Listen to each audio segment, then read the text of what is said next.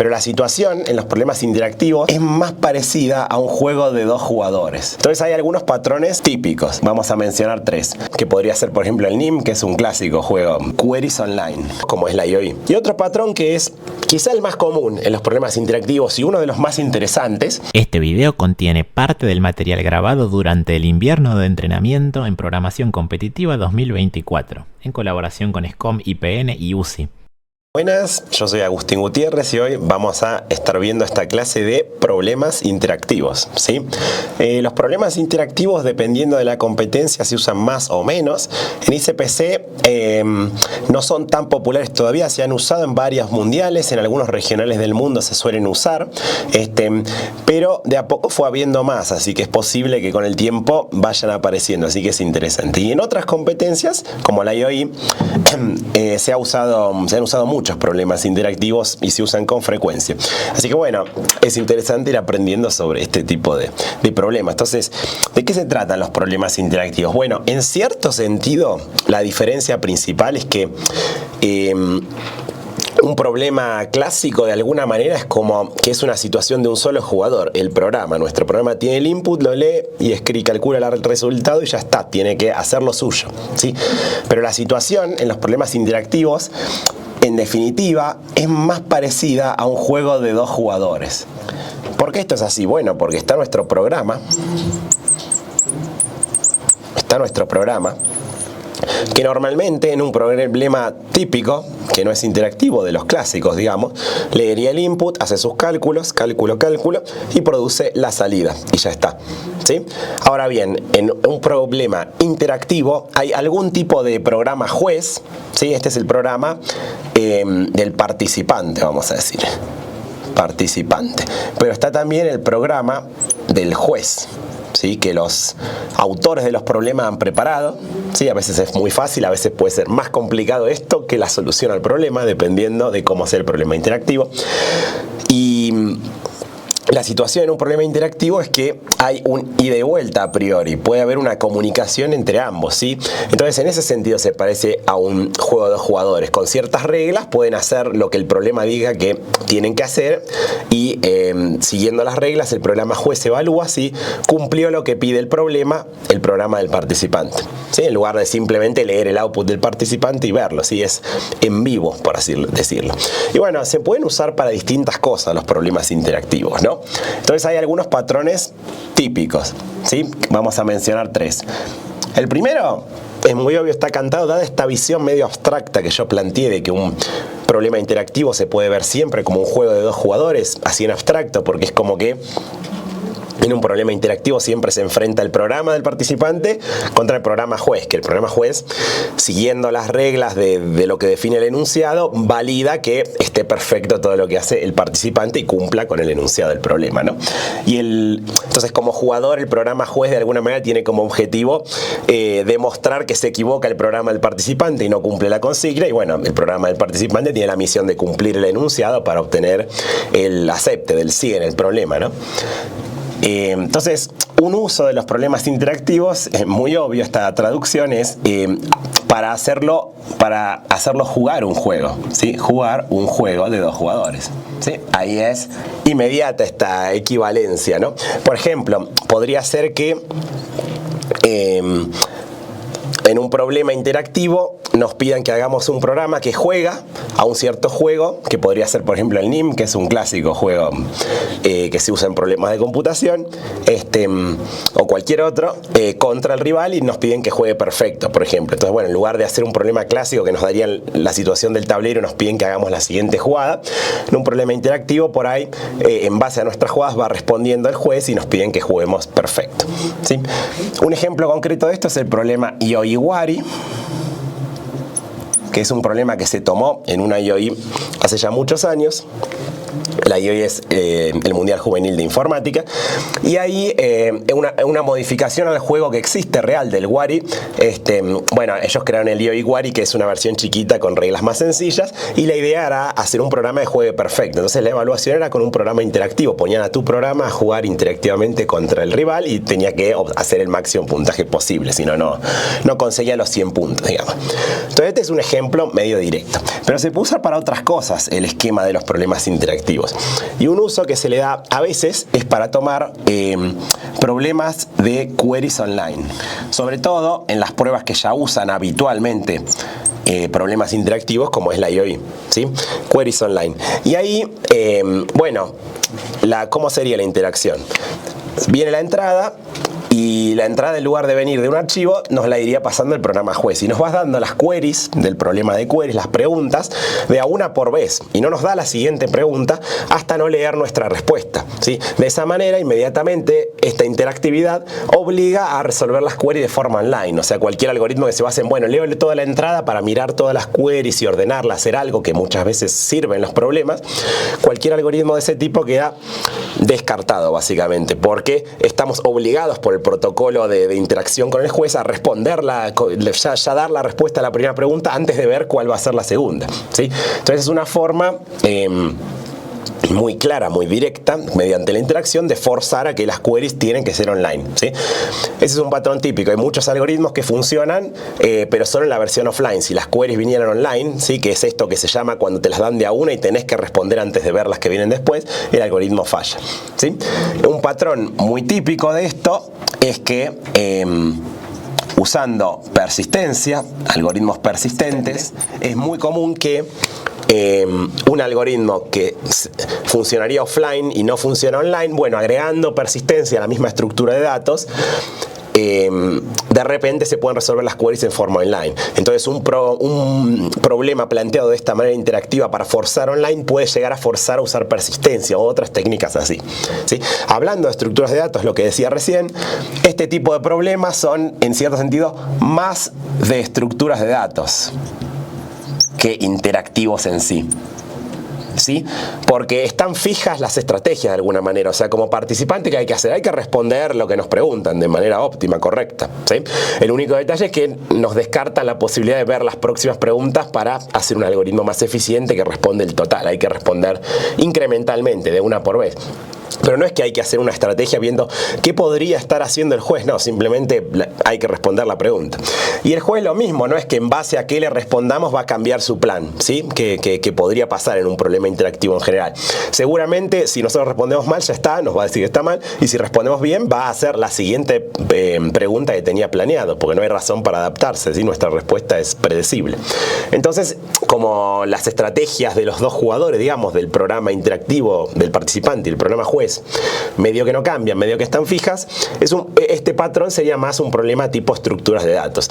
Pero justamente en las competencias donde es habitual que haya problemas interactivos, se usa plantearlo de esta manera y afecta a la hora de resolver el problema, porque uno piensa, entonces las queries vienen online, porque no puedo ver las siguientes, y entonces ya condiciona qué algoritmos puedo hacer y cuáles no. Y otro patrón que es quizá el más común en los problemas interactivos y uno de los más interesantes es aquellos en los que hay algún secreto que hay que descubrir. Sí, y para eso se plantea el problema en forma interactiva, ¿sí? Es como un juego, acá, de vuelta de dos jugadores, pero la situación en concreto del juego es que hay cierta información secreta que conoce, en principio, el juez, pero que seguro no conoce el programa participante, ¿sí?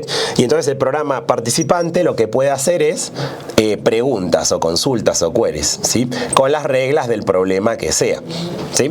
Y entonces la misión típica es, con una cierta cantidad de preguntas permitida o con la menor cantidad de preguntas posible, dependiendo del problema, pero en general esa es la idea, haciendo pocas preguntas, descubrir el secreto, ¿sí?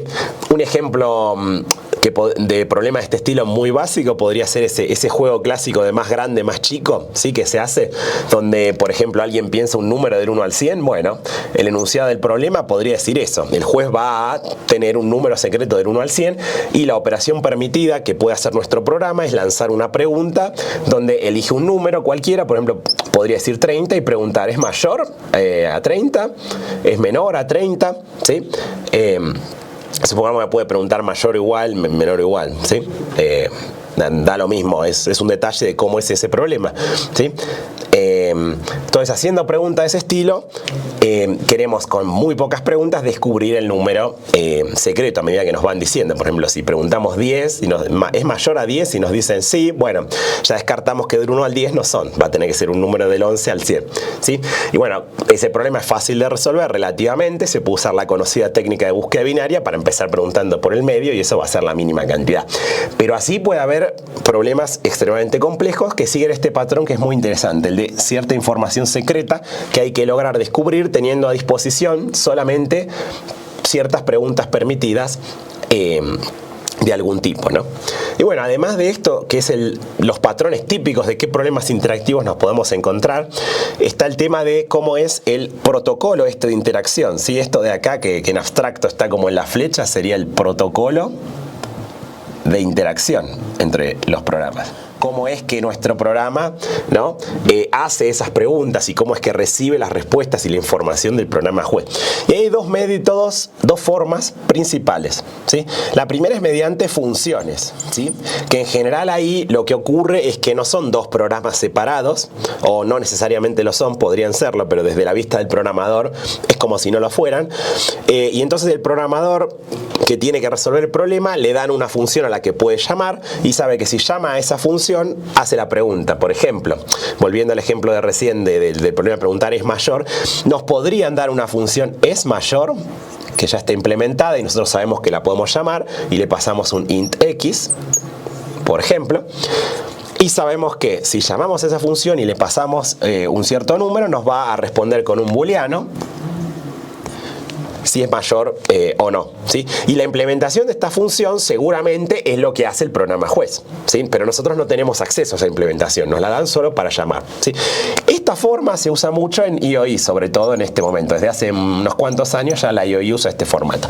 Pero no es habitual en otras competencias. Creo que HackerRank a veces usa esto, aunque no sé si tiene problemas online interactivos, me parece que no tiene demasiado. Pero bueno, sería una forma, ¿sí? Y en general esta forma es la más cómoda para el programador en los problemas interactivos. Es mucho más fácil llamar a una función simple de este estilo y que nos dé la respuesta al juez que otras cosas, ¿sí? Pero cuando hay problemas interactivos en competencias tipo y CPC, la forma típica en que se realiza y se lleva a la práctica este protocolo de interacción es mediante entrada-salida o input-output, ¿sí? Y ahí en general la interacción es simplemente que están enganchados los dos programas, de manera que si yo escribo a cout le llega al programa juez, ¿sí? Si yo como participante escribo a la salida estándar con cout, lo que sea que escriba, le llega al programa juez, y si el programa juez me escribe algo, lo puedo leer yo desde la entrada. Lo que yo leo es lo que me va escribiendo el juez, ¿sí? Y acá hay detalles técnicos que se suelen aclarar en estos problemas interactivos, pero que hacen que sean justamente más molesto que tener una función ya lista que uno sabe que funciona. Por ejemplo, siempre hay que hacer flash, ¿sí? Lo que se llama flash, que es como enviar los datos de verdad al sistema operativo para que le lleguen al programa juez al escribir. Entonces no alcanza con hacer algo como cout y enviar, no sé, hola, ¿sí? Y ahí enviar un _n, que es típico, digamos. Bueno, esto no alcanza porque faltaría hacer un cout.flush. En todos estos problemas interactivos, si no hago el flush que lo envía, como que esto queda en un buffer de memoria acá adentro del programa y no le llega al juez y se cuelga todo y puede obtener time limit o algo raro. Por eso los interactivos con input-output, bueno, son más propensos a tener, es más delicada la interacción, hay que tener ciertos cuidaditos. En el caso particular de C++, si en lugar de usar _n uso endl, que quizás de programación competitiva ya muchos estarán viendo y saben que no hay que usar endl, hay que evitarlo porque es más lento. Bueno, la razón por la que es más lento es que por detrás endl tiene cierta magia y lo que hace es hacer el enter, el _n, y además de hacer el enter, mandar el flash, hace todo junto.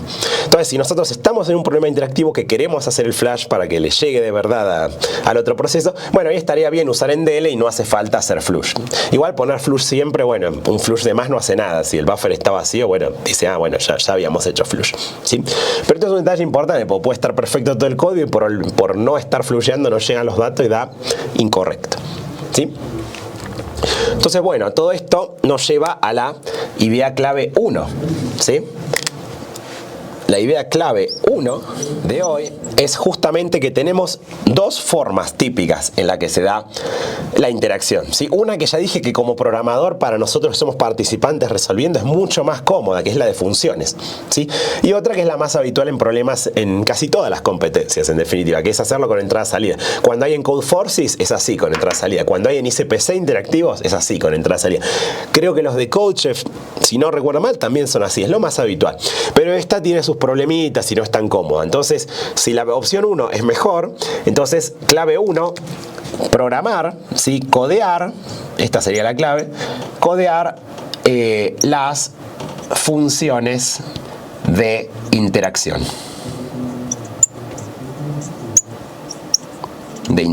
¿Sí? Queremos nosotros codear la función de interacción, o sea, si no nos la dan porque estamos en un caso que hace entrada-salida, bueno, no importa, programemos nosotros esta función y que por dentro la función se encargue de hacer el protocolo de entrada-salida delicado, ¿sí? Pero que todo el resto de nuestro código, cada vez que necesitamos hacer una llamada, ya sea simplemente mediante funciones y sea todo más fácil. Esto parece una pavada, pero en los problemas interactivos es muy fácil que nos quede el código muy difícil de leer, de debuguear y muy propenso a error por no hacer esto de separar muy bien en funciones la interacción. Entonces el código principal nos queda lleno de outs y cosas raras y qué sé yo, que hay que chequear con mucho cuidado y encima hay que hacer flush si nos olvidamos. Entonces mejor encapsularlo en un solo lugar y que esté. Y además hacerlo de esta manera permite agregar más cosas, ¿sí? Porque la función, al implementarla nosotros, podemos agregar más cosas que la interacción básica no nos da. Por ejemplo, podemos agregar algo tan simple como un caché, ¿sí? Que vaya guardando las preguntas que hicimos, cosa que si por alguna razón en nuestro código preguntamos 2 veces lo mismo, que dependiendo del problema a veces es cómodo que el algoritmo, para no poner ifs o no complicar el algoritmo, que el algoritmo pueda preguntar lo que quiere y si pregunta lo mismo 2 veces, bueno, no pasa nada.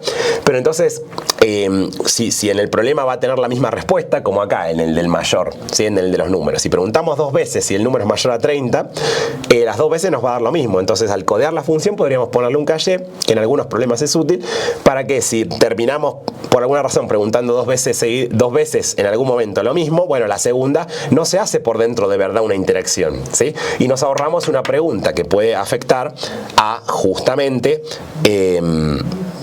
la cantidad total de preguntas que queremos minimizar. Esa es una cosa, por ejemplo. Otra que se puede agregar como gran ventaja al haber encapsulado la función, además de reducir errores, que queda todo más claro, que se puede agregar caché, más funcionalidad se puede agregar. Y la otra típica es agregar checks, ¿sí? Chequeos extra, verificaciones extra. Por ejemplo, un caso típico que yo recuerdo es en un problema que era de tableros, ¿sí? Donde había un cierto tablero con casillas, y lo que teníamos en este tablero era básicamente que nosotros podíamos hacer preguntas a ver si había una casilla ocupada o libre, algo de ese estilo. Pero por cómo es el algoritmo y los índices y moverse, porque el problema tenía figuras medio complicadas, entonces había que hacer movimientos y saltos raros, era medio molesto en el código principal que exploraba la figura andar preocupándose de si estamos preguntando dentro de la grilla o fuera, en una coordenada inválida, ¿sí?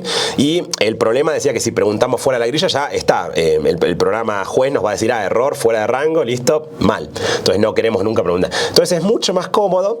En ese ejemplo, por ejemplo, le agregamos a la función de interacción un check que antes de hacer la query de verdad por debajo, real, en bajo nivel, digamos, yendo al programa juez, primero chequea si está en rango. Y por ejemplo, si está fuera de rango lo que estamos preguntando, para ese problema tenía sentido decir, bueno, está libre, porque los obstáculos están solo en la zona, o sea, fuera asumo que está todo libre, ¿sí?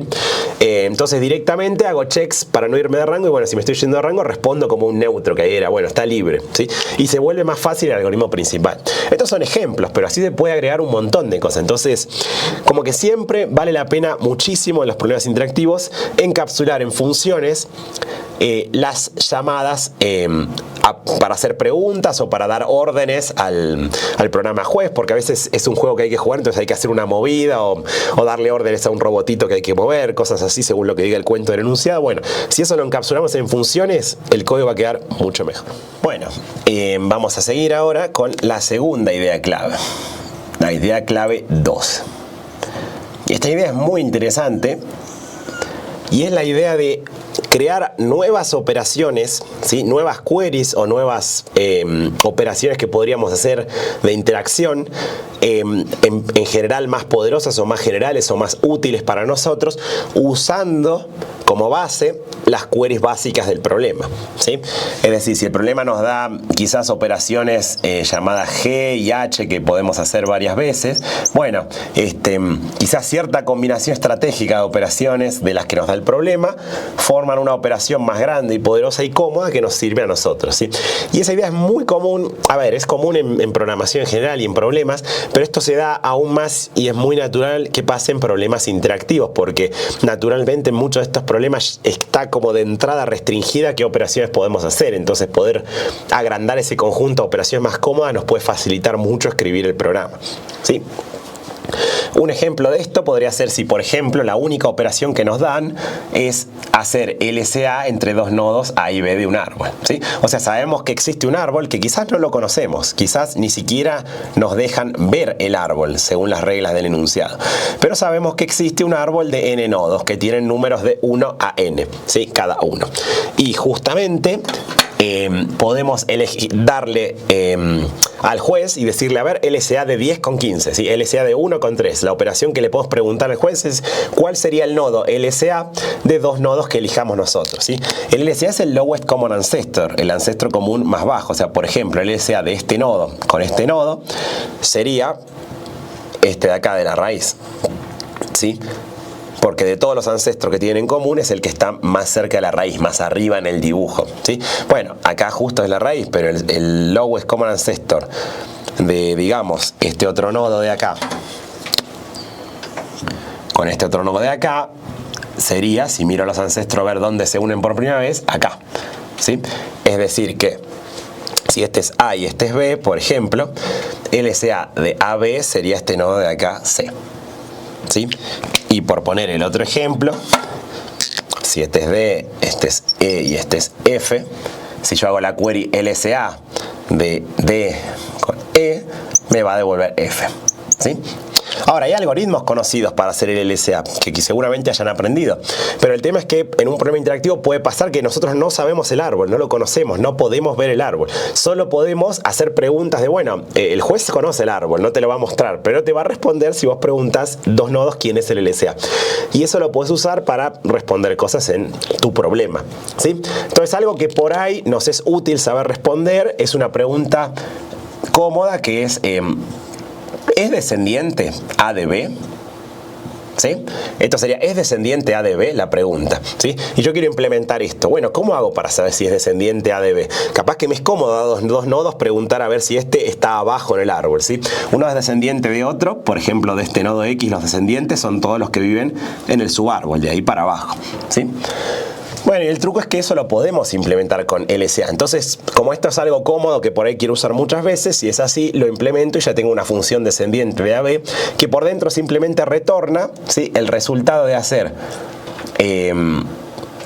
retorna el resultado de hacer el LCA de A con B justamente, pero para ver si A es descendiente de B, chequea a ver si ese resultado le da B, ¿sí? Porque por definición cuando hago el LCA de un cierto nodo, ¿sí? Con alguno de sus descendientes que está por acá, bueno, el LCA es irse hasta arriba a ver dónde coinciden por primera vez y van a coincidir en este nodo justamente. O sea, este no necesita subir más, ¿sí? Ya es el propio LCA, es un caso borde. Entonces, aprovechando ese caso borde, bueno, la query de LCA que me permiten es suficiente para ver si alguien es descendiente. Y podría ser la de ancestro, ¿no? Ancestro de AB, que es lo mismo al revés. Bueno, el A es ancestro del B, si el LCA de AB da A, ¿sí? O podría usar el mismo descendiente, podría escribir que es ancestro de A a B, ¿sí? Poniendo que eso es lo mismo que pedir que sea descendiente B de A, ¿sí? Y ahí vemos como esta idea de que podemos ir construyendo usando queries nuevas, un nuevo lenguaje de queries que nos permita resolver el problema. Bueno, entonces veamos cómo resolver esta query para ver si el nodo C está en el camino de A hasta B. Bueno, los caminos en un árbol tienen una estructura muy específica. Si yo tengo el nodo A y tengo el nodo B, el camino de A a B en el árbol siempre tiene la misma forma, es desde A subir hasta el LCA específicamente, ¿sí? Hasta el LCA de A con B. Y luego desde ahí bajar hasta B, ¿sí? ¿sí? Ya que el LSA es ancestro de ambos, uniendo esos caminos que suben por el árbol hasta llegar a la raíz, que se unen en el LSA, esos dos tramos forman el camino de A a B. Eso siempre vale en un árbol. Y bueno, puede haber más ancestros que sigue hasta la raíz esto, ¿sí? Esto sería un dibujo de los ancestros de A y de B, ¿sí? Esta sería la raíz del árbol. Pero bueno, más allá de eso, el camino de A a B siempre tiene esta forma. Entonces, fíjense cómo podemos aprovechar las queries que ya tenemos, que son de LSA, o incluso tenemos la de descendiente, para obtener esto. Bueno, entonces, por lo que yo estoy diciendo, los nodos del camino son todos ancestros de A y son todos ancestros de B. O sea que para que C esté en el camino, tienen que pasar varias cosas. Una es que tiene que pasar, que tiene que ser un descendiente A de C. Y también tiene que ser un descendiente B de C, porque C tiene que ser ancestro de los dos. Fíjense, acá ya trabajo más cómodo en términos de descendiente gracias a que hice esta operación útil, ¿sí? Y bueno, entonces listo, C tiene que ser ancestro de A y de B, pero bueno, cualquier ancestro, no I, O, ¿sí? Como se ve en el dibujo, esto sería un O, esa es la clave. ¿Por qué un O? Porque estos de acá, por ejemplo, estos valores de C sirven, son ancestros de A, ¿sí? Y estos de acá, pero no de B, estos de acá son ancestros de B, ¿sí? Entonces tiene que ser ancestro de alguno de los dos, eso seguro. Si no es ancestro de ninguno de los dos, no está ni en esta parte marcada y entonces no está en el camino, ¿sí? Ahora bien, no alcanza eso, porque justamente en este dibujo se ve que los ancestros comunes a los dos que están por acá arriba no son parte del camino, pero los estaría considerando. Entonces lo que podemos ver es que tienen que ser ancestro de A y ancestro de B, pero no ancestro del LSA. ¿Sí? Eso es lo que se ve, salvo que sean específicamente LSA, ¿sí?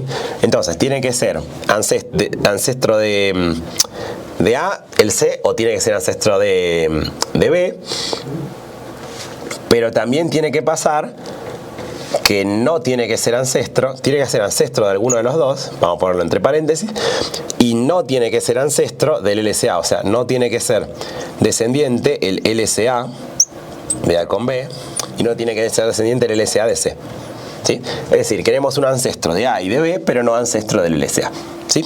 Y esto estaría bien, y ahí lo hicimos con 4 operaciones, si nos damos cuenta, porque la query esta intermedia de ser descendiente usa un LSA por dentro, así que tengo 3 queries y 4 porque necesito el LSA de A y B por separado para poder hacer esta pregunta, ¿sí? Hay un detalle acá en esta implementación que falla porque tiene el caso borde del LSA. El LSA es ancestro de A y de B, y también es ancestro del LSA, o sea que lo ignoraría, ¿sí? Por este último chequeo, pero no debería ignorarlo. Bueno, pero eso es fácil de arreglar, porque como estoy calculando el LSA explícitamente, si le llamo Z, digamos, al LSA, bueno, yo primero lo calculo, en realidad acá pongo Z, y puedo chequearlo por separado. Lo primero que chequeo es con un if. Bueno, si C es igual a Z, justo C es el LSA, retorno true, ¿sí? Está en el camino, porque el LSA siempre está en el camino de A a B, claramente. Es el nodo, de hecho, del camino más cercano a la raíz, ¿sí? Bien, y ahí lo logramos si tenemos una implementación de en camino que usa 4 queries, por ejemplo, ¿sí? De las del problema. Entonces, en un problema donde hay que ir descubriendo cosas con la mínima cantidad de queries, ahora, si en nuestro problema es mucho más útil preguntar a ver si un nodo está en el camino que solo LSAs, ya tenemos una query más útil, más poderosa para seguir haciendo algoritmo y seguir creando un programa más complicado y más queries, ¿sí? Y la otra ventaja de hacerlo en funciones, además, no solo por comodidad y para razonar más fácil, es que si después en el programa supongamos que usamos en un montón de lugares en camino, porque ya es parte de nuestro algoritmo, y después nos podemos dar cuenta, se puede hacer con menos queries, y eso por ahí hace que de repente saque más puntos en el problema, o ahora lo logre resolver si no me alcanzaban las queries antes, ¿sí? Y es fácil de cambiar porque solo lo tengo que cambiar acá adentro y se mejora todo el programa en cualquier lado que use esta idea de cómo chequear si está en camino. Y de hecho se puede resolver esto con 3 queries. ¿Por qué se puede resolver con 3 queries? Porque podemos mejorar un poco el chequeo y fíjense que lo que queremos es que sea un ancestro de A o un ancestro de B, pero no del LSA. Pero eso hay otra forma de decirlo, que es básicamente que sea un ancestro de A o un ancestro de B, pero no de los dos, ¿sí? Una especie de XOR. Queremos que sea ancestro de A, XOR ancestro de B, ¿sí? Y eso justamente va a correctamente descartar todos estos nodos de acá arriba, porque al ser ancestro de los dos no los vamos a considerar, ¿sí? Y ahí parecería que solo usé dos queries, ser ancestro de A y ser ancestro de B, pero de vuelta necesito una tercera para chequear manualmente el LSA. Eso lo sigo necesitando, porque el LSA es excepción, es el único nodo que es ancestro de los dos, pero que sí quiero considerar. Todos los demás ancestros de los dos no los quiero considerar. Y los que son ancestros de uno solo, que serían estos de acá, antes de llegar al LSA, esos van todos, ¿sí?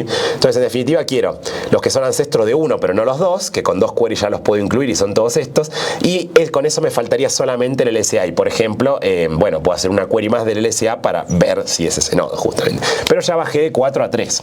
Y eso es un ejemplo de cómo podemos optimizar el programa gracias a que pusimos esta query intermedia.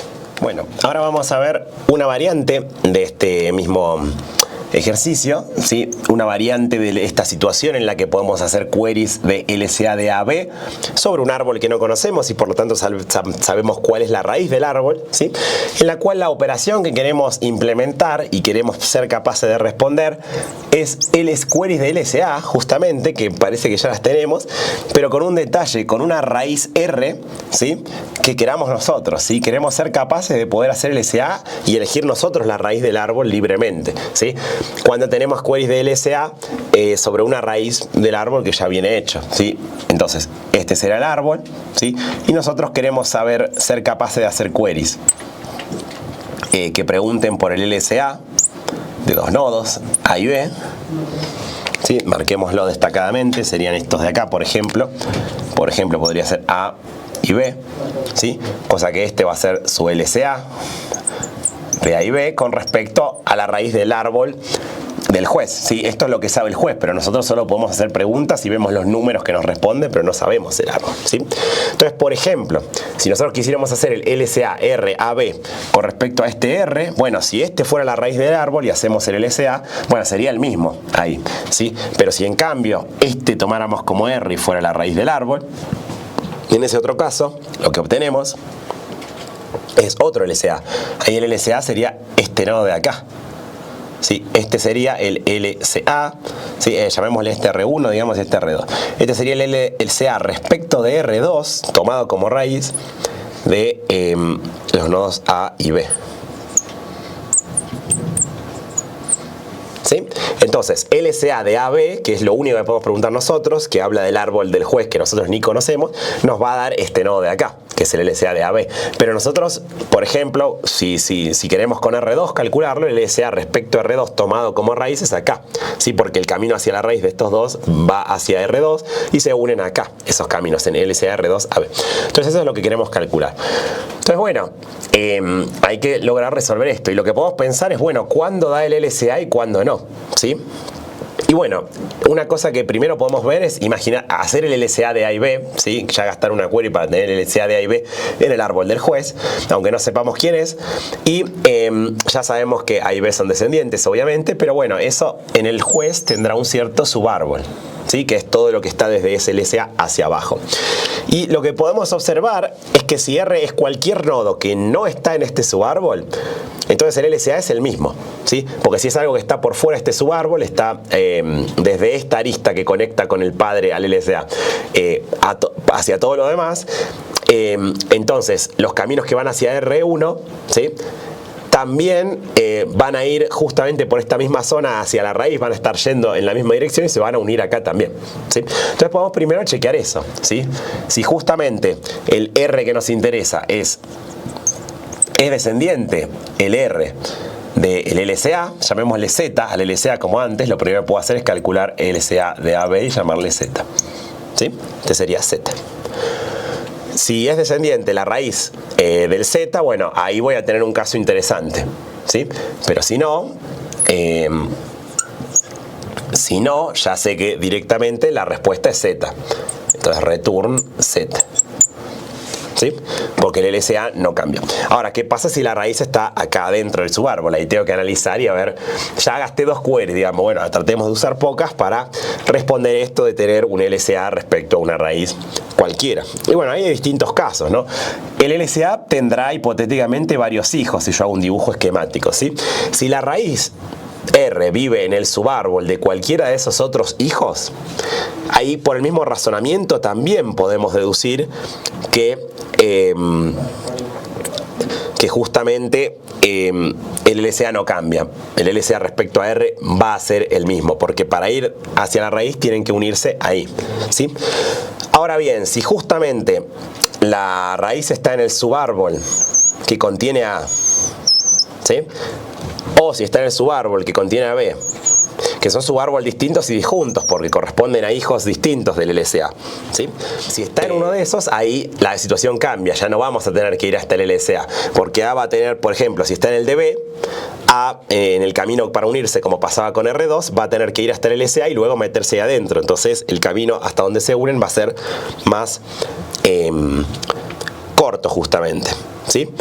Pero bueno, ahí lo que podemos ver es que en estos casos parece dar el LCA de R2 con B, ¿sí? Fíjense que el LCA de R2 con B en el árbol original da justamente la respuesta que nosotros buscamos, ¿sí? El LCA misterioso.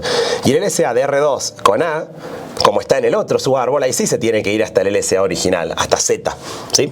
Entonces podemos calcular esas dos cosas, LCA de R1, perdón, de la raíz que a nosotros nos interesa, con A, y el LCA de la raíz que a nosotros nos interesa con B. Y lo que podemos observar es que en todos estos casos lo que ocurre es que hay uno de esos dos cálculos de LCA, uno de los dos, que nos da la respuesta. Y el otro nos da el Z, siempre, o sea, siempre, ¿sí? De estos dos, si hacemos un análisis, entre comillas, comentario, uno es Z y otro es la respuesta.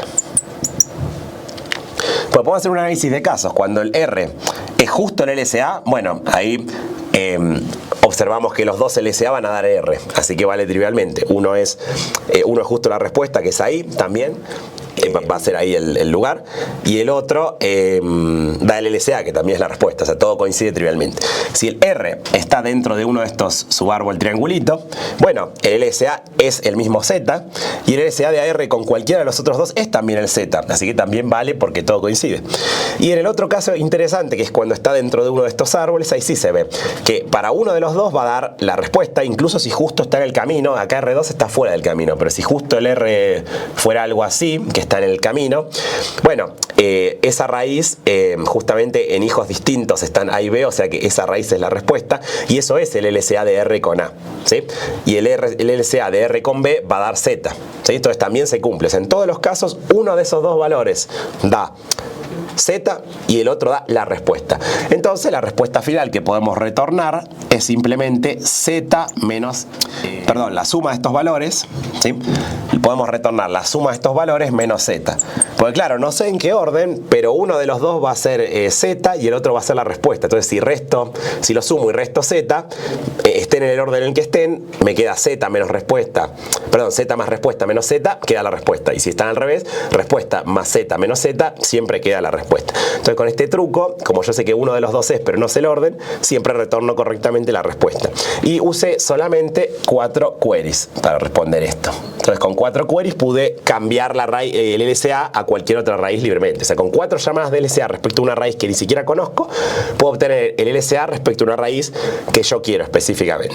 ¿Sí? Este sería un ejemplo muy interesante del tipo de técnicas que uno suele hacer en problemas interactivos. ¿Sí? Fíjense que son 4 porque tengo que hacer el LCA para calcular Z, hacer un chequeo de descendiente a ver si estoy en el caso fácil o no, y si no estoy en el caso fácil, bueno, con 2 LCA más que todavía no hice, que son, este es B, ¿sí? 2 LCA más que todavía no hice, que son el de R con A y el de R con B, ya completo el cálculo. Bueno, ahora a continuación vamos a ver una heurística típica que es muy útil, ¿sí? No siempre da el óptimo, pero en muchos problemas nos guía a por dónde tiene que ir la solución óptima, o cuando hay problemas con puntaje parcial podemos obtener una solución muy buena que saca muchos puntos por hacer pocas consultas igualmente, ¿sí? Y es típica para los problemas estos donde hay que descubrir un secreto haciendo la mínima cantidad de consultas posible, ¿sí? Que es la heurística de repartir parejo. ¿A qué me refiero con esto? Bueno, yo puedo hacer un planteo siempre en abstracto, donde yo tengo la situación inicial donde no sé nada del secreto que quiero descubrir, pero hay una cierta cantidad de valores posibles. Por ejemplo, en el problema anterior, donde había 100 números del 1 al 100 posibles, bueno, inicialmente hay 100 números posibles, ¿sí? Pero puede ser mucho más complicada la situación. Bueno, si lo que hay es un tablero de n por m y hay una casilla con el tesoro, bueno, hay n por m lugares secretos posibles, ¿sí?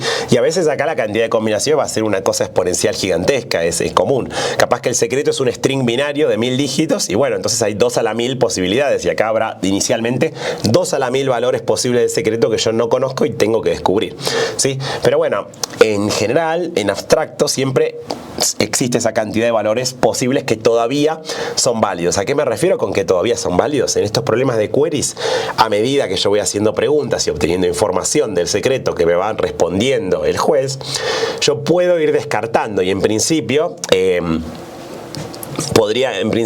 aunque sea teóricamente, podría explícitamente tener la lista e ir uno por uno y chequeo a ver si es consistente con la respuesta que dio el juez, y si no es consistente ya sé que ese no puede ser porque me hubiera respondido otra cosa y lo tacho.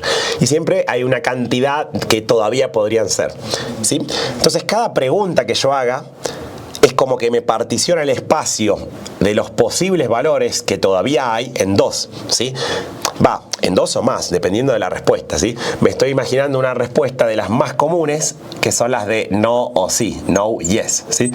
En ese caso, el espacio se particiona en 2, ¿sí? Pero no tiene por qué ser así, capaz que en un cierto problema, ¿sí? Capaz que podría ser el mismo problema de los números, capaz que hay 3 respuestas que te das, capaz que no te da no o sí a tu pregunta, sino que vos decís compárame el número con 20 y lo que te responde es igual, es mayor o es menor, una de 3. Entonces hay 3 posibles respuestas, ¿sí? Igual, mayor o menor, ¿sí? Acá en un problema genérico podría ser no yes, ¿sí? Y así, lo que sea, la cantidad es la cantidad de respuestas posibles a la pregunta que vos estás haciendo, ¿sí? Esa es la cantidad de hijos en este dibujo que voy a ir haciendo. Ahora bien, las cantidades que quedan acá abajo van a depender de la pregunta que uno hace, ¿sí? O sea, no hay un solo árbol, sino que yo puedo armar este esquema que estoy haciendo ya sabiendo qué pregunta voy a hacer. Si antes de saber la pregunta que voy a hacer, no lo voy a poder dibujar. En particular, por ejemplo, si yo estoy en el problema de, o digamos este primer ejemplo, el problema de adivinar número del 1 al 100. Si yo digo que mi pregunta es comparar con 10, y acá supongamos que la pregunta ¿es mayor a 20? Esa es la pregunta que me hacen. Bueno, en este caso, si yo pregunto si es mayor a 20, si me dicen que sí, yo ya puedo descartar que no puede ser el 1, no puede ser 2. Los únicos que quedan consistentes son del 21 en adelante, quedan 80 números, ¿sí? Y acá me quedan 20 números posibles, ¿sí? Si pregunto si es igual, si compararlo con el 10, bueno, si me dicen que es igual, sería el caso ideal, lo encontré, estoy 100% seguro que es el 10, es el único número que todavía es válido, que tiene sentido y que es consistente con una respuesta igual.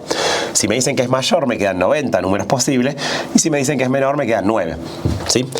Entonces, esto es la forma de verlo, en que en cualquier instante dado, si yo elijo qué pregunta voy a hacer, esa pregunta naturalmente particiona el dominio, particiona el espacio de los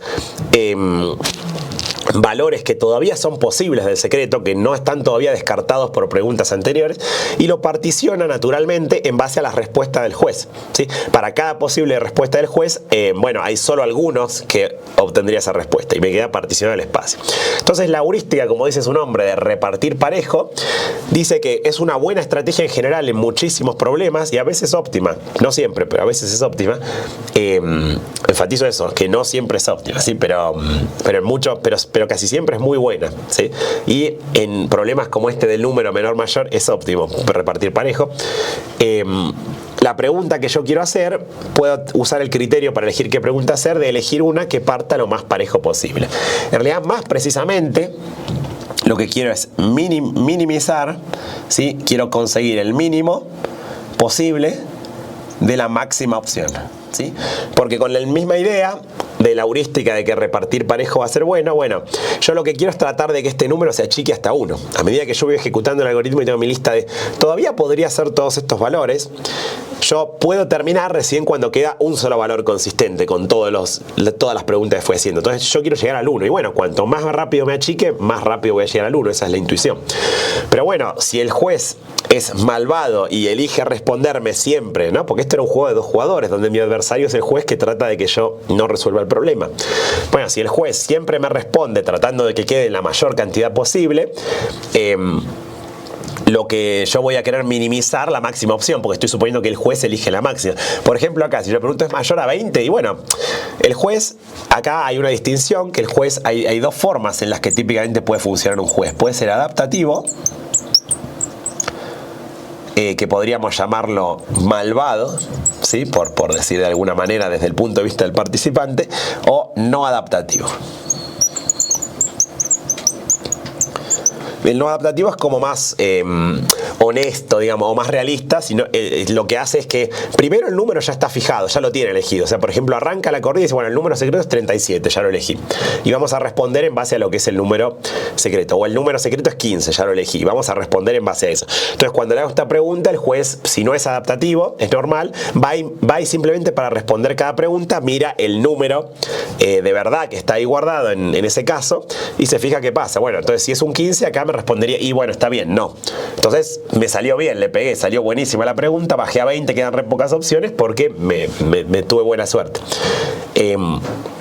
Ahora, un juez adaptativo o malvado lo que hace no es tener el número de antes, sino que lo va eligiendo en el camino. Mantiene, digamos, la lista, o una estrategia para ser un juez adaptativo muy malvado, es mantener esa lista de posibilidades todo el tiempo y no elegir el número de verdad, ir evaluando y tratando de siempre responder para que quede en la mayor cantidad posible. Por ejemplo, acá, si ve esta pregunta, el tipo va a decir, no, sí, el número es mayor a 20, seguro. Y todavía no está elegido el número, ¿sí? Pero el juez puede elegir eso porque es lo que más opciones me va a dejar. Entonces, más lento, si yo sigo haciendo preguntas de estas que parten muy desparejo, el número grande va a ser muy grande y va a bajar muy lento esto, ¿sí? Entonces, contra un juez adaptativo, medio que el juez adaptativo puede lograr forzarme a hacer muchas preguntas, ¿sí? Pensando en un posible juez adaptativo que siempre elige la máxima, es que surge esta heurística de tratar de repartir parejo, porque es una estrategia que va a funcionar bastante bien contra un juez de este estilo. Entonces, de hecho, en el juego de las preguntas es óptimo y termina siendo búsqueda binaria tratar de minimizar la máxima opción, porque ahí lo ideal es hacer una pregunta como ¿es mayor a 50? Algo por la mitad. Entonces, si me dicen que no, bueno, hay 50 opciones, pero si me dicen que sí, hay también exactamente 50 opciones. Entonces, haga lo que haga el juez, igual me quedan siempre 50 opciones de quién puede ser el número y bajo a la mitad. ¿Sí? Y está garantizado en cada paso, que es la idea de la búsqueda binaria en este caso, ¿sí? Pero esto es más general y aplica a cualquier problema, ¿sí? Recuerden que acá podría haber habido, bueno, es un string binario, entonces de entrada hay 2 a la 1000 string binarios posible. Entonces, por ejemplo, si una pregunta que yo hago es, ¿el primer bit es 1? ¿Esa pregunta es buena en cierto sentido o no? Bueno, pensemos las posibles respuestas, ¿sí? Vamos a tachar esto. Si me dicen, sí, el primer bit es 1, ¿cuántas cadenas quedan? Y quedan 2 a 999 porque hay que elegir los demás bits. El primero es 1, está fijo. Y si me dicen que no, bueno, el primer bit entonces será un 0, pero lo mismo, hay que elegir los otros 999, o sea que quedan 2 a la 999, se dividió por 2 la cantidad. Entonces, efectivamente, preguntar si el primer bit es un 1 es una pregunta buena, porque parte parejo, ¿sí? Si sigo haciendo eso de preguntar de un bit, en 1000 preguntas voy a obtenerlo, ¿sí? Al número, que está bastante, voy a descubrir la cadena secreta en 1000 preguntas de sí o no, que está muy bien. Mientras que, por ejemplo, preguntar, ¿la cadena es 0, 0, 0, 0, 0, todos ceros? Bueno, ahí sí me fijo en cuánto parte. Bueno, si me dicen que sí, hay una sola opción y ya termino. Es la cadena 0, 0, 0, 0. Ahora, casi seguro me dicen que no y ahí me quedan todas menos esa, ¿no? Entonces, casi no gané nada. Bajé en uno, solo descarté una. Es una pregunta malísima en general. Está muy lejos de esta heurística de minimizar la máxima opción para el juez, ¿sí? Y se ve a ojo que esa es una pregunta mala. Entonces, bueno, esto es lo que captó esta intuición. Esto parece una pavada, pero es extremadamente útil. Incluso a veces uno después hace una estrategia más elaborada, pero arranca pensando, bueno, ¿cómo tendría que hacer para partir parejo? Y eso ya te condiciona qué tipo de preguntas hacer. Porque te das cuenta que si haces las preguntas más obvias, parten muy desparejo. Entonces, bueno, no, tengo que tratar de hacer otro tipo de pregunta que parta más parejo porque estoy lejísimo de partir parejo. A veces no se puede si el problema es difícil. Pero esta es una buena guía. Y una cosa más, para cerrar el tema de esta heurística, es que básicamente con esta idea podemos obtener una cierta cota, sobre todo en los problemas de no yes, ¿sí? Pero si hubiera 3 respuestas posibles como acá, básicamente es la misma cuenta, pero vamos a hacer un logaritmo en base 3 en lugar de en base 2. Como que en el caso más común, que es el de preguntas no yes, podemos dar una cota a la mínima cantidad de preguntas que necesitamos, ¿sí? En base a esta idea. Y la cota es muy sencilla. Mínimo necesitamos el logaritmo en base 2 de la cantidad de posibilidades. Se puede demostrar que es imposible de un algoritmo determinista que anda siempre, que está garantizado que llega a la respuesta, haga lo que haga el juez, sea cual sea la cadena secreta, etcétera, en menos de esa cantidad. O sea que, por ejemplo, en la cadena de 2 a la 1000 bits, como el logaritmo de 2 a la 1000 es 1000, es imposible dar un algoritmo que haga preguntas binarias, no importa ni qué preguntas son. Es imposible hacer un algoritmo determinista garantizado que haga preguntas binarias y que haga menos de 1000 preguntas. O sea que la de preguntar de a un bit es óptima, porque lo logra 1000 y menos de 1000 no se puede. ¿Por qué vale esto? Bueno, la demostración es que justamente, si pensamos este esquema de que las palabras, o sea, podemos simplemente suponer, bueno, hace falta mínimo eso, porque eso es lo que tardaríamos si repartimos lo mejor posible contra un juez adaptativo que siempre responde la máxima. Si nuestro juez siempre responde la máxima, entonces en cada paso, a lo sumo podemos dividir por 2. Si fueran 3 preguntas, a lo sumo podemos dividir por 3 y sería logaritmo en base 3, pero no más, ¿sí? Porque si estamos jugando contra un juez adaptativo y acá había 10 opciones, por ejemplo, bueno, si partimos desparejo, va a elegir la máxima, o sea que no llegamos a dividir por 2. La forma en que más podemos reducir, la forma en que se minimiza la máxima es cuando justo son iguales y ahí dividimos por 2. Y nuestro objetivo es llegar a 1, entonces ¿cuántas veces hay que dividir por 2 para llegar a 1? Eso es justo el logaritmo, ¿sí? Entonces la cantidad de queries necesaria siempre es mayor o igual al logaritmo en base, vamos a poner K, ¿sí? Donde K es la cantidad de respuestas posibles a la pregunta. El caso más común es que son preguntas binarias de sí o no, y ahí es logaritmo en base 2.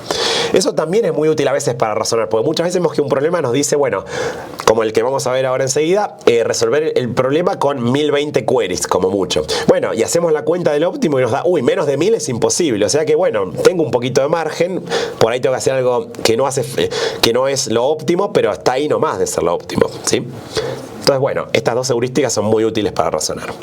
Bueno, ahora a continuación vamos a ver un problema justamente de ejemplo, donde se da esta situación que hay que ser casi óptimo, ¿sí? Justamente este es un problema que fue de la práctica de una IOI previa. Justamente en este problema el secreto es una cadena de bits, de 1000 bits exactamente, y nos dan 1020 preguntas para hacer, ¿sí? O sea que las preguntas son binarias en este caso, son de sí o no, y entonces con menos de 1000 es imposible. Bueno, nos dan 1020, hay que hacer preguntas bastante buenas básicamente. Si hacemos preguntas de partan muy desparejo, ya seguro por las cuentas no nos va a dar directamente. Entonces, la pregunta que podemos hacer, cada una de ellas, es elegir un string S' binario, justamente, cualquier arbitrario que se nos ocurra a nosotros, llamar al juez y preguntar, ¿es substring? ¿Es subcadena del secreto? Y con eso tratar de descubrir el secreto en 1020 preguntas. Entonces, bueno, acá hay 2 estrategias que se pueden dar, ¿sí? Una que es interesante porque es probabilística. Vamos a ver un ejemplo primero de una estrategia probabilística.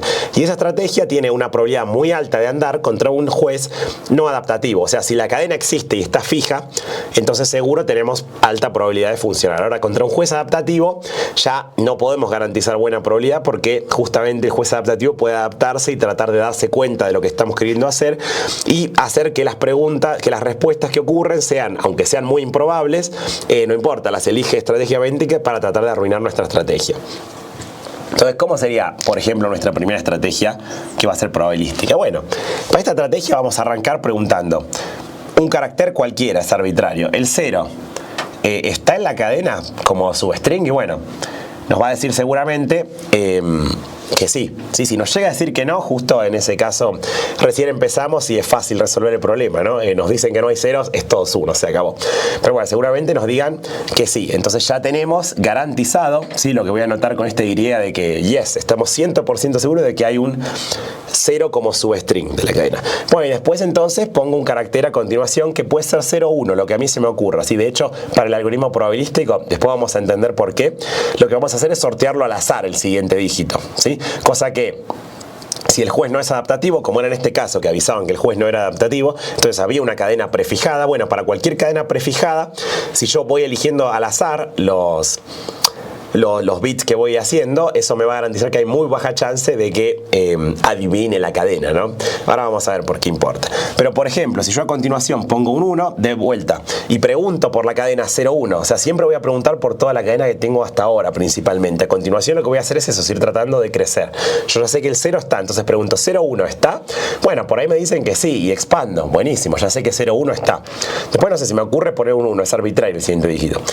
¿Está 0,1? Sí, me vuelven a decir, o sea, pregunto por 0,1,1 y me dicen, sí, de vuelta, bárbaro, ya gasté 3 preguntas, pero tengo 3 bits en cierto sentido, sé que 0,1,1 aparece, voy bastante bien. Después se me ocurre preguntar por el 1 otra vez. Y ahora me dicen, no, ¿sabes qué? 0, 1, o sea, mi pregunta no es por el 1, ¿sí? Mi pregunta es por el 0, 1, 1, 1, a ver si eso aparece como substring. Y ahí me dicen, no, 0, 1, 1, 1 no es substring, ¿sí? Entonces, bueno, ahí hay dos posibilidades si lo miramos atentamente. Lo que podría pasar es que, en realidad, 0, 1, 1 y otro 0 sí aparece como substring, o lo que podría pasar es que ninguna de las dos aparece como string. No hay ni 0,1,1,0 ni 0,1,1,1. Y eso solo puede pasar si la cadena terminara acá, ¿sí? Si ese fuera justo el final de la cadena. Si la cadena termina ahí, bueno, no hay nada para continuar. Pero si no, si este substring aparece en cualquier lugar que no sea al final, va a haber un carácter siguiente. Entonces, o es 1 o es 0. Y alguno de los dos tiene que ser substring que existe. Entonces, lo que yo voy a hacer para mi solución es suponer, imaginarme, bueno, no debe ser el final del string. Como me puedo equivocar, pero bueno, después me voy a dar cuenta y lo tendré que arreglar. Pero de momento es como que va optimista. Bueno, no debe ser el final. Entonces, si yo intento con un dígito 1 y me dicen que no, cuando me dicen que no, asumo que es el otro, ¿sí? Entonces le pongo un 0. Entonces ahora continúo, pero bueno, yo llevo este registro de hasta dónde estoy 100% seguro que eso aparece. Acá es el último que me dijeron yes. Entonces yo estoy 100% seguro que 0,1,1 aparece como substring. No estoy seguro de 0,1,1,0, pero bueno, lo voy suponiendo. Entonces sorteo uno al azar otra vez. Bueno, suponemos que me sale 0. Y ahora pregunto 0,1,1,0,0 ¿está como substring? Y ahora por ahí me dicen que sí. Me pueden decir que no varias veces y después me dicen que sí.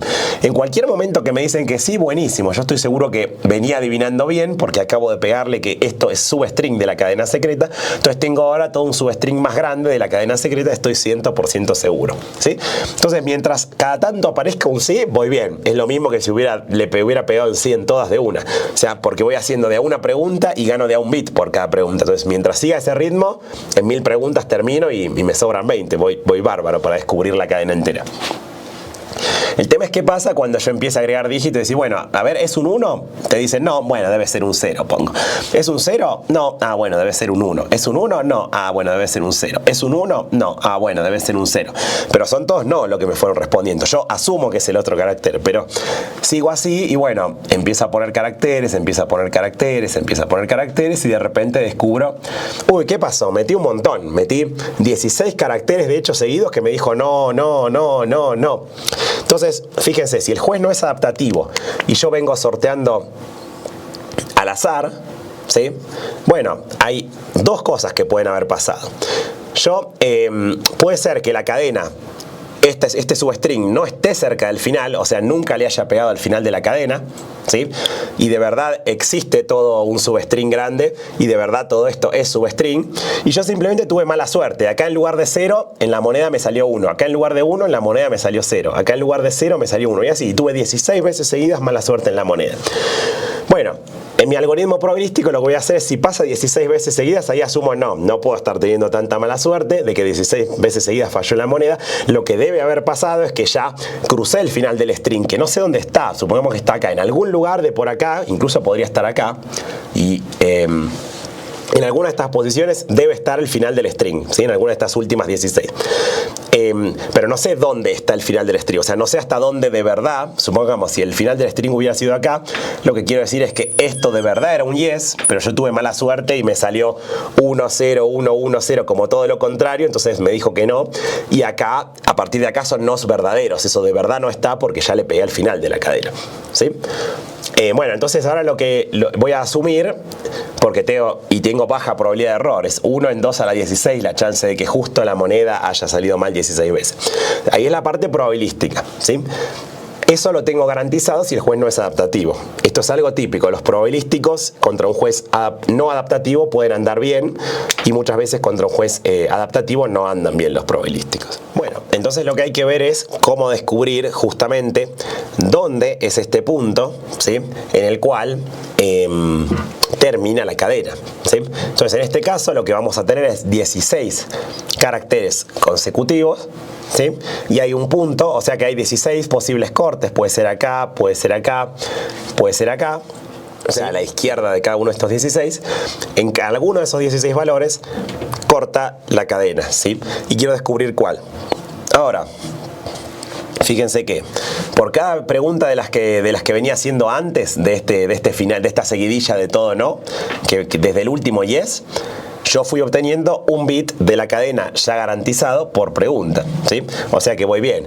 Pero me gasté 16 como extra, ¿sí? O sea que estoy pasado en 16. Y yo puedo hacer hasta 1020 queries, o sea que me sobran 4 todavía de margen. Bueno, puedo usar esas 4 queries para hacer una búsqueda binaria, preguntando para para discernir en forma exacta dónde es la frontera.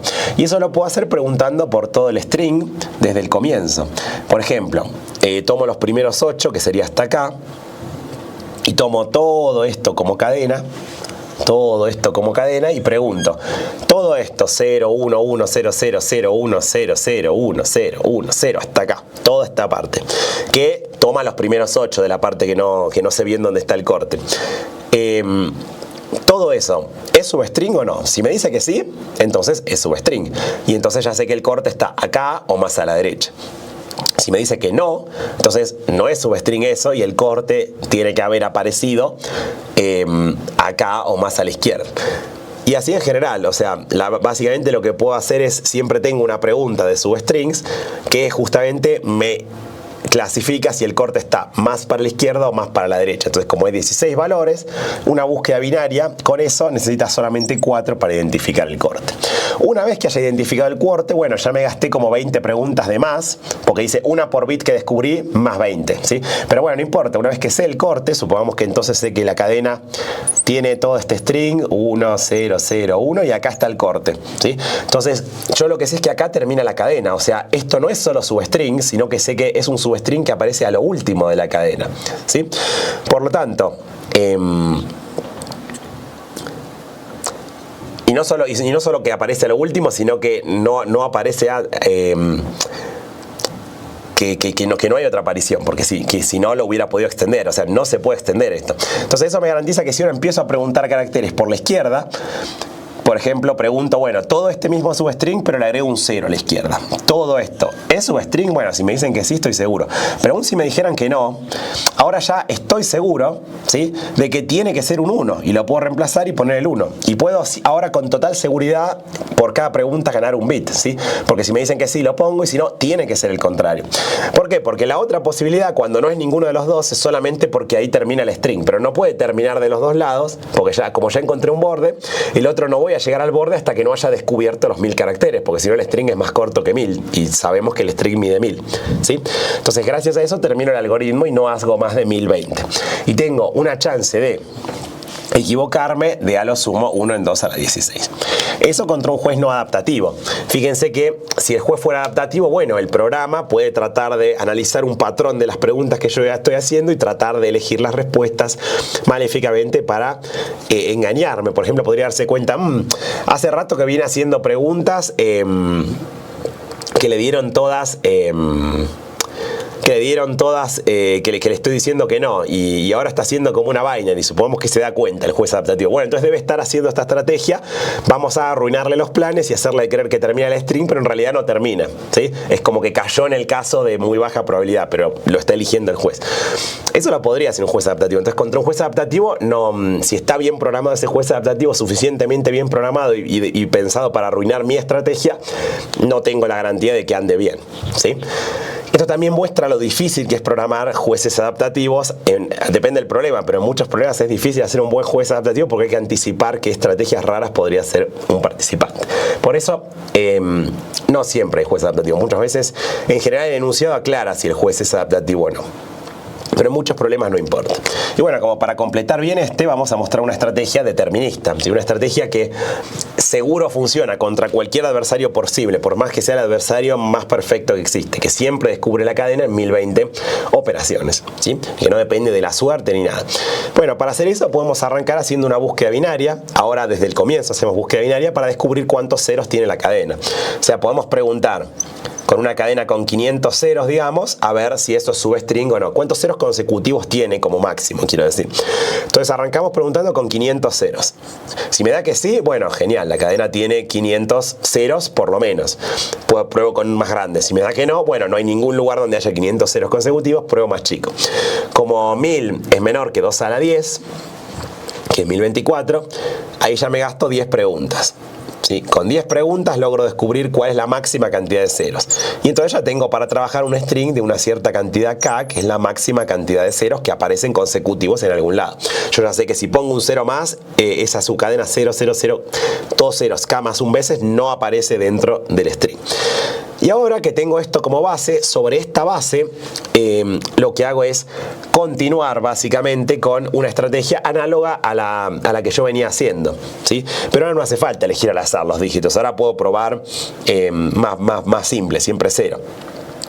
Si agrego un 0, bueno, en realidad yo ya sé que el siguiente es 1, podría optimizarlo y ya preguntar por 1, ¿sí?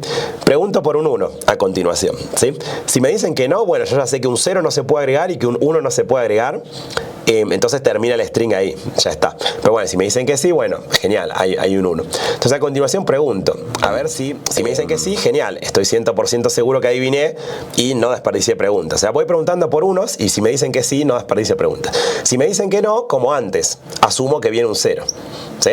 Y sigo preguntando, bueno, ¿viene un 1? Si en cualquier momento cuando viene un 1 me dicen que sí y yo pregunto por todo este substring y me dicen que sí, bueno, listo, me confirma, cada vez que me dicen que sí, me confirma 100% que ese substring está y no tengo dudas. Entonces voy creciendo de una pregunta, entonces voy bien, como siempre, eso es lo que yo quiero, ganar un bit por pregunta, básicamente. Mientras haga eso, esas preguntas como que son las gratis, las extras son las que hay que cuidar. Entonces voy a ir haciendo eso y como antes, cuando me dicen que no, asumo que es un 0, ¿sí? Ahora bien, fíjense que lo que puede pasar es que empiece a asumir que hay muchos ceros, ¿sí? Pero bueno, esto va a cortar cuando yo llegue a tamaño k. Luego de a lo sumo k preguntas de estas, yo voy a descubrir, uy, me quedó que hay k más un ceros seguidos, ¿sí? Y entonces yo ya sé que eso es imposible, porque yo ya había hecho la binary antes para descubrir y estar 100% seguro. Ah, bueno, con k... K es la máxima cantidad de ceros consecutivos. Entonces, ahora estoy 100% seguro que se terminó el string, ¿sí? Lo que antes el probabilístico asumía, bueno, es muy improbable que haya tenido mala suerte en todas, seguramente terminó el string. Con esta estrategia, acá estoy seguro. Bueno, voy preguntando por unos. Cuando me dicen que no, asumo que son ceros, pero si hay muchos seguidos, y muchos es exactamente más que k, ahí ya estoy 100% seguro que no puede ser que haya tantos ceros seguidos de verdad, entonces lo que pasó es que terminó el string, ¿sí? Entonces ahora hago una búsqueda binaria acá para ver dónde termina el string, como antes, como hice yo. Es parecida a la estrategia, pero justamente no tiene el factor azar, está garantizado cuántas preguntas hace. Y bueno, ¿cuánto cuesta esta búsqueda binaria? Bueno, el logaritmo de k, pero k podría ser muy grande, depende de la suerte que haya tenido. Y bueno, entonces a lo sumo es 10 siempre, porque k es menor o igual a 1000, ¿sí? Entonces 10 preguntas seguro alcanza. Entonces ahí me gasto otras 10 en esta segunda búsqueda binaria. Entonces me gasto 10 en la primera búsqueda binaria, 10 preguntas en la segunda búsqueda binaria. Pero por otro lado, una vez que fijé esto, ya de vuelta estoy en la situación de que preguntando por la izquierda, exactamente igual que antes, voy ganando de un bit por pregunta. Entonces las únicas preguntas que no fueron las que gano un bit efectivamente por pregunta, como es, son estas 10 y las 10 del principio, entonces gano 1020. ¿Sí? Hay un detalle acá que hay que mirar bien, que es que todos estos ceros en realidad me salieron gratis, ¿sí? Porque los gané con búsqueda binaria al principio, ¿sí? Entonces estos ceros solo pagaron las 10 preguntas del principio, pero en cambio estos ceros de la segunda parte sí los pagué, ¿sí? Esos ceros los fui ganando de a uno, porque tuve que ir preguntando uno. Entonces, bueno, acá pero son ceros que según donde haya quedado el corte no los gané de verdad. Si el corte resulta que era acá porque tuve mucha mala suerte, me quedé con un string confirmado muy cortito. Pero bueno, no importa, porque sí tengo confirmada esta parte de ceros. Entonces, por cada pregunta de acá, en realidad, si cuento, confirmé un cero de acá. O sea, al hacer la cuenta del total, efectivamente no me paso de 1020 preguntas. Entonces, vemos que es similar, pero bueno, al hacer un poquito más ordenado e ingenioso las cosas, se evita necesitar de la probabilidad. Bueno, para terminar, vamos a ver un último ejemplo, que es un problema real que se tomó en la OIA, la Olimpiada Informática Argentina, de certamen de problema interactivo, que es el problema que se llamó Titanic, ¿sí? Que es una parodia del Titanic por la historia de que hay que buscar un barco y qué sé yo, pero ya abstraído una grilla rectangular. El problema es que tenemos en algún lugar que no conocemos de esta grilla de n por m casillas, un rectángulo alineado a los ejes, y como este de acá, que lo que sabemos es que su área, el área del rectángulo, es al menos 100, ¿sí? O sea, este ejemplo que yo dibujé sería inválido, si no sería un input posible, pero es solo ilustrativo, porque tiene área muy chica, 2 por 4, 8, ¿sí? Nosotros sabemos que es medio grande el barco, eso va a ayudar a hacer pocas queries, es parte de lo que hay que usar en el problema. Y bueno, la grilla... no sabemos su... Perdón, acá puse nm menor o igual a 10 a la 6, nm por 10... de total de casillas hasta 10 a la 6, eso es lo importante. Y bueno, lo que queremos es, con a lo sumo 190 queries, encontrar, identificar exactamente el rectángulo del barco. ¿Y cuáles son las queries que podemos hacer? Bueno, podemos elegir una fila o columna y una dirección de la derecha, de la izquierda, de arriba, de abajo, para lanzar un rayo radar que nos diga a qué distancia está el barco. Entonces, si lo lanzamos, por ejemplo, acá abajo, se ve que justo a 3 casillas le pega al barco y por eso nos responde 3. El barco está y a distancia 3. Mientras que si lo lanzamos acá, en esta zona, digamos, bueno, en esa fila no está el barco, entonces obtendríamos un no. No está el barco ahí, ¿sí? Bueno, este problema se divide en dos partes. La primera es hacer alguna query que le pegue al barco. No bien hacemos una query que le pega al barco, es fácil de resolver lo que queda porque es un cálculo de 1 donde con 3 preguntas más ya lo sacamos. Si por ejemplo, si hubiéramos llegado de algún modo a esta query que me dice el barco está a 3, bueno, ya le pegué, entonces puedo hacer la opuesta siempre y sé que le voy a pegar, y entre las dos yo sé la ubicación de la parte de arriba y de la parte de abajo del rectángulo del barco. Y bueno, como sé la ubicación, por ejemplo, de la parte de abajo, lo que sé es esa primera fila que seguro está, y de hecho luego de haber preguntado por arriba sé todas las filas que están.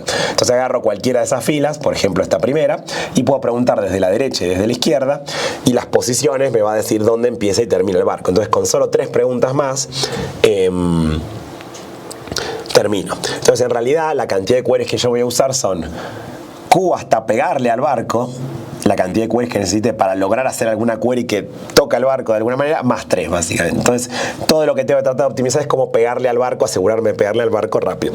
Y algo interesante es que el juez de este problema es adaptativo, y para este problema se puede programar un juez adaptativo bastante bueno, bastante efectivo, que fuerza al participante a hacer una buena estrategia, porque si no, no te da el máximo puntaje. Entonces, ¿cómo podemos encarar esto? Bueno, la primera estrategia más básica para asegurarse de pegarle al barco es disparar todas las filas y ya, ¿sí? Disparo la primera, la segunda, la tercera, en algún momento el radar va a encontrar el barco, lo detecté y ya puedo resolver. Y lo mismo en columnas puedo hacer. Bueno, lógicamente las dos conviene hacer la que sea más chica, entonces mínimo de m queries es el Q pegarle, ¿no?, que tengo. Entonces bueno, eso más 3 es la cantidad que voy a requerir, ¿sí? Bueno, esto, si se fijan, como el producto de del área del mapa es 10 a la 6, lo que me dice en definitiva es que este mínimo, lo más grande que puede ser es 1000. ¿Sí? En un mapa de 1000 por 1000 hago 1000 preguntas, porque hay fila o columna, cualquiera de las dos da 1000 preguntas, y bueno, eso es mucho peor que 190, que es lo que me permiten. Tengo que seguir mejorando esta estrategia. Pero igual esta estrategia va a servir, ¿sí?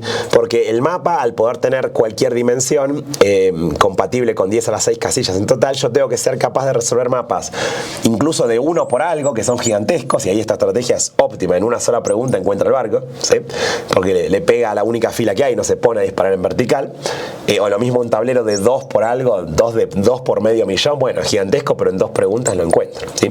Para los tableros extremadamente alargados, esta estrategia va a ser la mejor. Pero va a haber que buscar estrategias mejores, especialmente para el tablero cuadrado, porque ahí esto da 1000, que está muy lejos de 190, que es lo que me permite. Ahí podemos tratar de utilizar esto del área del Tynamic, ¿sí? Que sabemos que el rectángulo tiene área por lo menos 100, ¿sí? Porque eso, ¿qué quiere decir? Que el área mida por lo menos 100 significa que si el barco es de A por B, ¿sí? El área del rectángulo que estoy buscando secreto es de A por B, bueno, alguno de los dos, el máximo en definitiva, pero alguno de los dos de A y B tiene que ser al menos 10. ¿Sí? Porque si no, si ninguno de los dos mide 10, el barco mediría 9 por 9 o menos, o sea, el máximo área que puede tener ahí es 9 por 9, ¿sí? Y esto es 81, que obviamente es menor que el área permitida, ¿sí? Y esta cota, así en general, no la puedo mejorar porque si justo es de 10 por 10 el barco, bueno, tiene área 100, si se cumple, vale. Entonces, bueno, esto lo que me dice es que seguro hay una de las dimensiones al menos que es 10 o más. Entonces, ¿qué puedo hacer? Puedo disparar en la grilla rectangular un radar, tanto en horizontal como en vertical, cada 10 filas. O sea, de las primeras 10 filas, en la 1, 2, 3 hasta la 9 no disparo nada, pero en la fila 10, en esa tiro radar. Entonces, si me dice que sí, ya está, terminé. O sea, el peor caso sería que me diga todo, no lo encontraste, y que recién en la última, cuando ya es imposible no pegarle al barco, ahí resulte que sí. Entonces, cuando me diga que no, que es el peor caso, yo sé que en toda esta fila no hay barco, ¿sí? Y entonces, acá me queda una sección de altura 9. ¿Sí? Donde no entra el barco si 9 fuera la dimensión más grande, porque la más grande es al menos 10, o sea que la dimensión más grande va a tener que ser en horizontal si el barco está por acá. Bueno, si hago lo mismo, en la fila 11 no disparo, en la 12 no disparo, pero en la 20 disparo, y así siguiendo, solo en las múltiplos de 10 disparo, en horizontal obtengo un grillado que solo deja ancho 9, ¿sí? Y después puedo hacer lo mismo en vertical, disparar cada 10 filas. Y en total, ¿cuántos disparos voy a haber hecho? N sobre 10 piso más M sobre 10 piso. ¿Sí?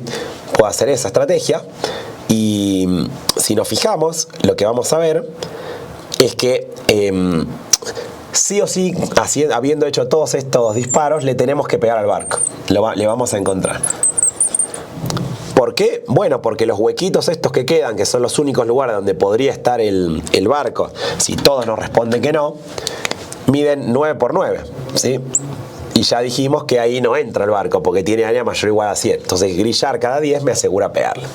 Bueno, el problema es que esto todavía no alcanza, va a haber que mejorarlo. Fíjense que incluso en el tablero de 1000 por 1000 hacemos N sobre 10, 100, M sobre 10, 100, 200 queries. En el de 1000 por 1000 tendremos 200 queries más o menos. Es más que el 190 que nos permiten, ¿sí? Hay que mejorarlo. Y bueno, un truco para observar esto es que con cualquier grillado, puede ser regular, irregular, no importa. Luego de tirar muchos rayos queda como grillado el mapa en cachos, en sectores, que de hecho es lo que hace el juez adaptativo a este problema. Mantener el grillado de los tiros que vas haciendo, trata siempre de responderte que no, que el barco no está ahí, que no, porque sabe que si te dice que sí, en 3 respuestas ya llegás. Entonces te dice todo, que no, y va manteniendo estos tamaños, y solo dice que sí cuando si te dijera que no, ya quedan todos tamaños menor a 100, cosa que es imposible. Entonces bueno, para no contradecirse, ahí recién te dice que sí. Bueno, y este grillado de cada 10 deja tamaños de 9 por 9 que tienen área 81. Y el barco sabemos que tiene área al menos 100. O sea, si hubiera quedado algo de área hasta 99, el mismo argumento servía. Ahí no entra el barco, ¿sí? Entonces, de alguna manera, grillar 9 por 9 desperdicia, ¿sí? Porque tiene 81 de área cada huequito y podría tener 99 y funcionar igual. Entonces, una idea interesante es grillar con rectángulos de 9 por 11, asimétricos, ¿sí? Porque 9 por 11 da justo 99, entonces si cada huequito queda de 9 por 11, bueno, igual el mismo argumento, área 99, el barco no entra ahí. Entonces lo que puedo hacer es en una dimensión disparar cada 10, pero en la otra disparar cada 12, ¿sí? De manera que los huequitos queden de 9 por 11. Entonces la cuenta ahí cambia y bueno, podemos elegir libremente si en filas o en columnas grillamos cada 10 o cada 12, siempre vamos a elegir el más grande con el más grande para que se achique el número total. Entonces bueno, si M es el más grande, por ejemplo, acá el cambio es que ahora justamente va a ser 12 en lugar de 10. Ese va a ser el cambio, ¿sí? N sobre 10 más M sobre 12. Y ahora para el tablero de 1000 por 1000 de repente tenemos una solución que alcanza, porque si hacemos esta cuenta, 1000 dividido 12 más 1000 dividido 10 va a dar suficiente pocas queries para que alcance. Bueno, entonces lo que acabamos de ver es una estrategia fija que grilla 9 por 11, ¿sí? Y, o sea, cada 10 filas y cada 12 columnas, o al revés, según quién es en la dimensión grande, puede ser perfectamente cada 12 filas y cada 10 columnas, y obtiene este número de queries hasta pegarle al barco. Ahora bien, esta estrategia, si bien alcanza para 1000 por 1000, no alcanza en tableros muy desparejos. Por ejemplo, hagamos un ejercicio, un ejemplo. Si el tablero fuera de simplemente 100 por 10.000, ¿sí? Que también está dentro de estas cotas de que el producto es menor o igual a 10 a la 6. Bueno, 10.000 si lo divido por 12 más 100 si lo divido por 10, acá uso 10 queries, bueno, es re poquito, pero 10.000 dividido 12 da mucho más de 190, o sea, me estoy pasando de lo permitido, ¿sí? Da más de 500 de hecho. Entonces, no me alcanza, o sea, no es buena estrategia cortar así, de esta manera, en los tableros que son muy rectangulares, me voy a tener que adaptar. Y bueno, ahí la observación es que de vuelta, esta estrategia es muy genérica. Para estos pedacitos en los que queda grillado, no importa si es 9 por 9, 9 por 11 o A por B. Si yo grillo en pedacitos de tamaño A por B, lo único que necesito es que A por B, ese tamaño en el que grillo, sea menor a 100 el área, sea a lo sumo 99, para poder argumentar, bueno, luego de haber grillado el mapa, en los pedacitos no entra el barco, así que ya le tengo que haber pegado, porque no queda lugar donde pueda estar, ¿sí? Porque el cuento decía, por las descripciones históricas y las fotos y cosas así, se sabe que es al menos así de grande el barco, ¿sí? Entonces eso lo uso para poder garantizar esto. Bien, entonces si yo elijo grillar cada A filas, o mejor dicho, dejar huecos de A en las filas y huecos de B en las columnas, la fórmula de cuánto voy a estar usando es N sobre A más 1. Pues fíjense que justamente, bueno, para que queden huecos de 9 tengo que disparar cada 10 filas, ¿sí? Por eso la cantidad de disparos que hago divide por 10. En general, si quiero que queden huecos de A por B, tengo que dividir cada A más 1, ¿sí? Porque cada A más 1 filas tengo que tirar. Piso de esto más M sobre B más 1. Esta va a ser Q pegarle, que le llamé. Así que quiero que sea lo mínimo posible. Pero bueno, A y B son a lo sumo 100, ¿no? Trivialmente, o sea, de hecho son a lo sumo 99, porque como son positivos los dos, bueno, a lo sumo, para que sea menor a 100, tienen que ser 1 por 99, lo más extremo. De hecho, hay casos donde conviene grillar 1 por 99, ¿sí? Va a haber ciertas dimensiones donde lo óptimo es grillar 1 por 99, ¿sí? Eso depende de la relación de aspecto, en definitiva, del rectángulo. Y bueno, ¿cómo calculamos eso? Y la manera más fácil es por fuerza bruta calcularlo, justamente. Porque, a ver, ¿cuáles son todas las estrategias que tenemos hasta ahora? De hecho, no nos tenemos que olvidar que tenemos la estrategia más básica de todas del principio, que es la de usar el mínimo de las dos dimensiones, ¿no? Para pegarle.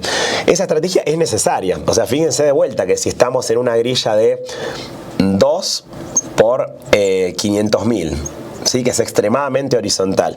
Bueno, lo más extremo que podemos grillar es 1 por 99, ¿sí? Y ahí vamos a pagar 2 dividido 2, que es 1, más 500.000 dividido 99 más 1, 100. Bueno, igual estamos pagando como 5.000 queries, pues estamos haciendo un grillado con muchísimas columnas, ¿sí? Entonces la estrategia de grillar es peor que la estrategia de simplemente disparar las dos filas a ver dónde está, ¿sí? Entonces esta estrategia básica, original, de disparar todas las filas o todas las columnas, igual la necesitamos, no nos las podemos olvidar, porque entre las de grillado siempre está la opción de dejarle huequito, ¿sí? Bien, pero lo que podemos hacer es brute forcear, hacer un for para A desde 1 a 99, un for para B desde 1 a 99 y simplemente chequear, aprovechando que son números muy chiquitos.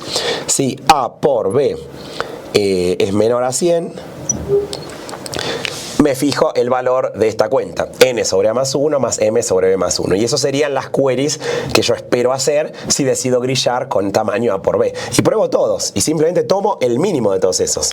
Y elijo grillar con ese tamaño. O sea, dado que tengo un montón de estrategias y cada una sé calcularle cuántas queries me va a tomar, lo interesante acá es que primero hago un cálculo con for sencillo, lo hago por fuerza bruta, pero en definitiva es como un problema en sí mismo, hacer un cálculo a ver cuál es el óptimo posible de estos números.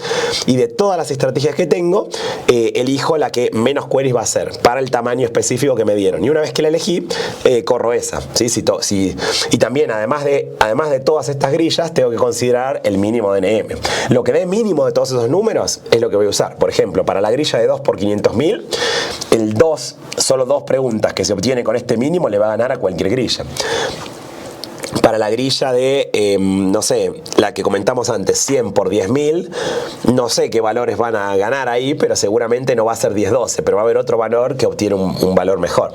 Y para la de 1000 por 1000, ahí esta opción del mínimo obtendría 1000 queries, pero ya vimos que se puede con menos de 190 grillando cada 10 y cada 12. Entonces depende de los tamaños. Pero ahí lo que se puede demostrar, o incluso como son 1.000.000 nada más de tamaños posibles, de variaciones de tamaño, podemos probarlas todas para chequear. El peor caso se da en el 1000 por 1000, para esta cuando elegimos la mejor de todos. O sea, siempre hacemos menos de 190 queries. Entonces en esta versión interesante de problema, donde primero hacemos un cálculo de según qué estrategia usamos para hacer las preguntas, cuántas queries haríamos en base al tamaño concreto que nos dieron, y luego realizamos las preguntas finalmente luego de haber calculado cuál es la mejor manera de hacerlas, resolvemos el problema en su totalidad, ¿sí? Y este es un patrón interesante que se da en otros problemas interactivos también, lo de primero hacer un cálculo a ver cómo es la forma óptima de preguntar, que puede ser un problema interesante en sí mismo, deducir cómo es la forma óptima de preguntar, dadas las estrategias que tenemos, y luego ejecutarla y realizarla, ¿sí? Así que bueno, de esta manera se podía resolver el problema.